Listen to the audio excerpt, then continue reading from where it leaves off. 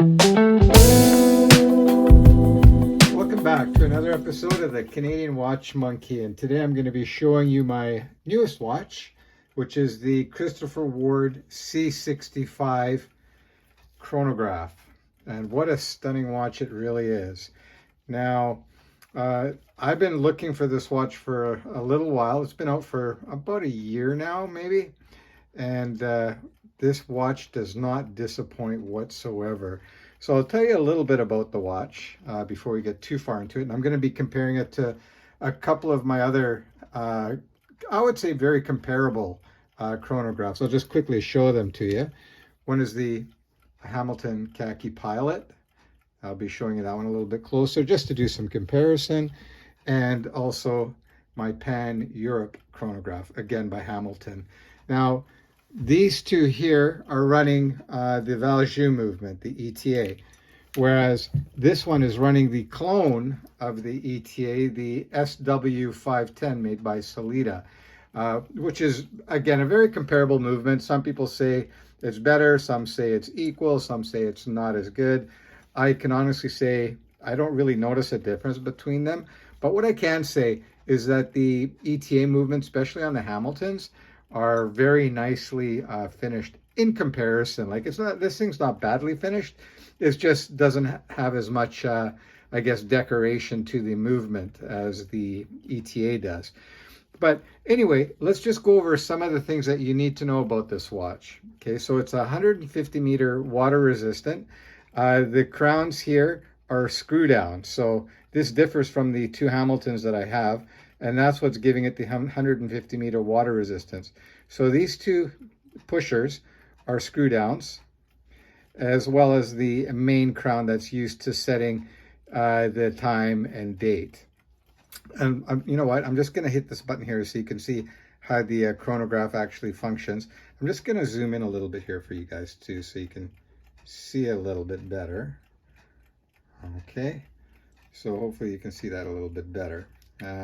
So when you hit this top button here, the top pusher, it activates the chronograph. And of course, that's the seconds. Over here is the minute. And you can see it's got the blue and the red, and that was used for the yacht racing, I think for the regatta. So you've got the 5 and 10 minute counter, and then the race would begin. You can right away tell that this is the same setup as a Valjoux simply because of the placement of where all the dials and the date are. You can see that the date here is at 6 o'clock, same as the Hamilton that's here.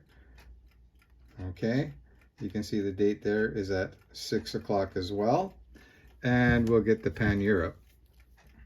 And same thing. So it's the same dial layouts. It's just obviously different casings and dials, but the positioning of the dials, the sub-dials, and the date are identical.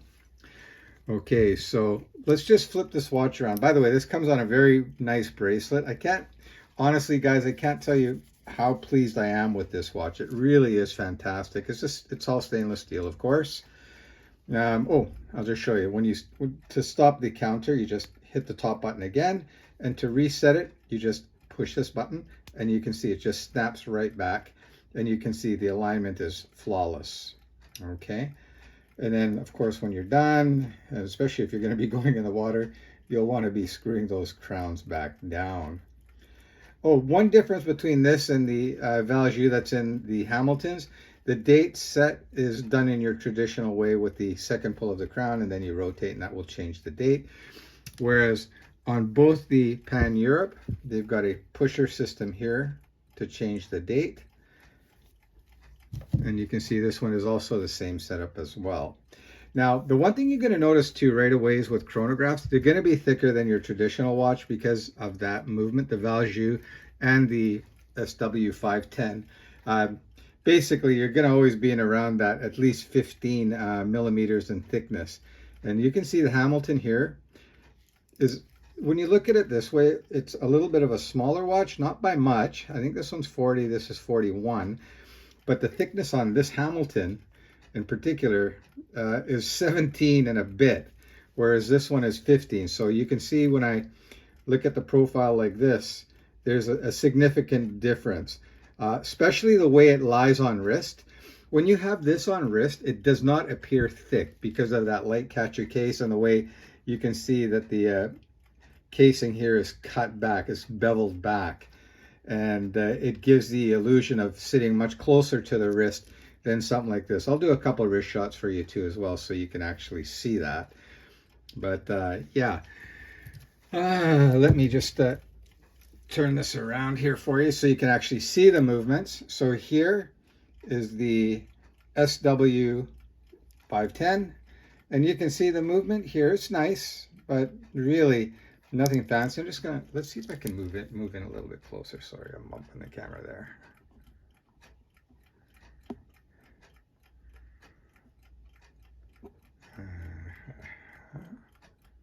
Having a little bit of camera difficulties here, guys, sorry. Okay, so that's as far as it's going to let me go in this mode. So you can see here that the rotor is decorated. It says Christopher Ward, but you can see the rest, the base plates and so on, are not decorated at all. But still, not a bad looking movement. You know what, personally, I'm kind of over the display backs. I like closed back cases better myself. But if you've only got one mechanical watch, maybe you want the display back. I'm going to show you the back of the Hamilton, and you can see here that it is nicely decorated. And yeah, that's a really great looking watch in the back as well. And let's flip the other one around as well. Okay, and this is the Hamilton Khaki Pilot or Aviation Pilot. And you can see it's also very nicely decorated. So all these watches are great. They're all kind of similarly priced too. The Hamiltons might be a little bit more money. Just let me throw it on wrist for you guys. I'm wearing my Seiko, by the way, today. Love this. That's the Baby Turtle. Great watch. All right, so I'm going to throw this Hamilton on first. This is the real thick one, okay?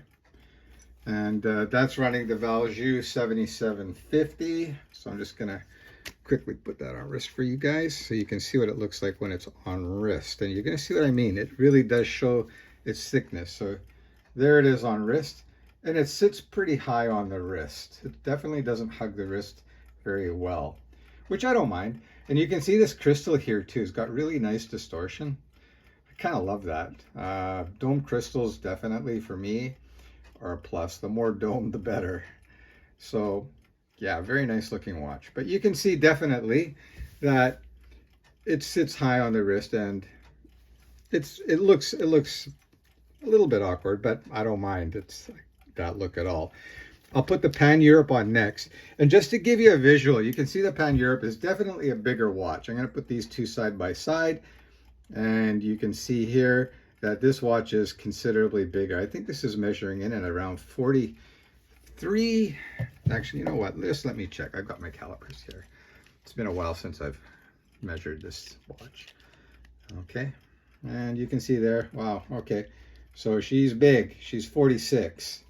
And the lug to lug on this one here is 48, where the Christopher Ward is 47. So anyway, I'll throw this on wrist for you guys so you can have a look and see what this looks like.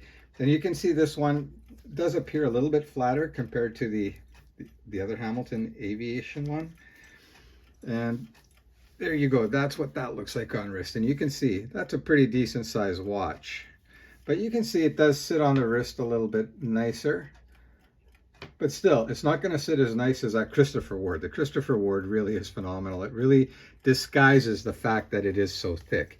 This one here measures for thickness the same as the Christopher Ward at 15 millimeters.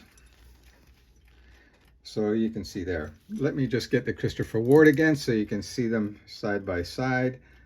And you can see that they're more or less, I don't know if you can on camera here, but I've measured them. They're both 15. So there you go. Now I'll throw the Christopher Ward on wrist, and you're going to quickly see what I mean by it sitting flatter on the wrist. And it really disguises the fact that it is 15 millimeters in thickness. So there you have it on wrist. Looking marvelous, I would say. Can't really, honestly guys, I can't tell you enough good things about this watch. It's phenomenal. So anyway, that's what it looks like on wrist. You can see when I turn it over, and you can see when I go like that, especially if I bend up a little bit, it does not show the 15 millimeters. When I go like this, okay, yeah, you'll see it's thick, but when it's like that, it does not look very thick. Just as a comparison, I've got the regular C65. This one here is a special edition one. That is, again, this is the Trident model. And you can see similarities. They're both the same case size, but the thickness on this one is going to be much thinner because, again, this one's hand wind as well, which is kind of cool. And you can see the thickness difference there. Again, that's running the SW510. And that one is just your standard Solita movement. That's hand wind. So there you have it. So you can see that's actually quite a bit thinner. The bracelets on this, I believe, are identical. There is no difference. And the one thing about Christopher Ward, their bracelets, they're great, guys. You can see here, I don't know if you can see that, you've got two little levers here. So it's just a quick release. So you pull those levers in and the bracelet will pop off wrist. Or pop off. So you can change it to a strap or whatever you want to change it to. And this watch looks really nice on brown leather. It gives it a little bit of elegance to it. With the bracelet, it looks more sporty. I like it both ways. I don't really have a particular difference. I don't know. Let's put these three side by side and take a look at it and see what you guys think. Which do you think is the best looking of the three? You got the Pan-Europe Hamilton Chronograph, the Hamilton Khaki Aviator Pilot, and then you've got the Christopher Ward. Just to give you an idea, these two here, I don't think you can get these new from Hamilton any longer. So you're going to have to look on the secondary market like eBay or Chrono24. Typically, these are going to be in around 1,000 or so used. Same thing with this. This one here, if you can find it used, it's going to be sort of around that same price as well. New, these are around 1,700, 1,600 US, somewhere in that range. But they're, I would say, very similarly priced. Three great watches. But again, today we're talking about the Hamilton. What I'll do for you guys too is a quick Lume shot. So I'm going to have to run and get my magic Lume maker for you guys so we can do that Lume shot.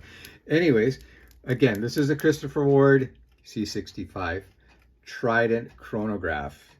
Absolute lovely, lovely watch. Just fantastic. So, all right, I'll be back in a minute. Okay, I'm back with my Lume maker here. So let's get these hit with the Lume maker. So that's done. We'll get this one here. And let's see how the Hamiltons compare against the Christopher Ward. I'm going to go on a limb here and say that the Christopher Ward is going to win. A Hamilton isn't really known for having superb Lume or anything. So, but you know what, just for shits and giggles, let's do the Seiko 2, which kind of everybody knows it's got killer Lume. So let's hit that with the light as well as a comparison. You know this thing's going to do well. So, all right, so there we go. They're all loomed up. Let's see what we got. I'm going to quickly turn off the lights here and see. All right, so here we are. So there's the C65.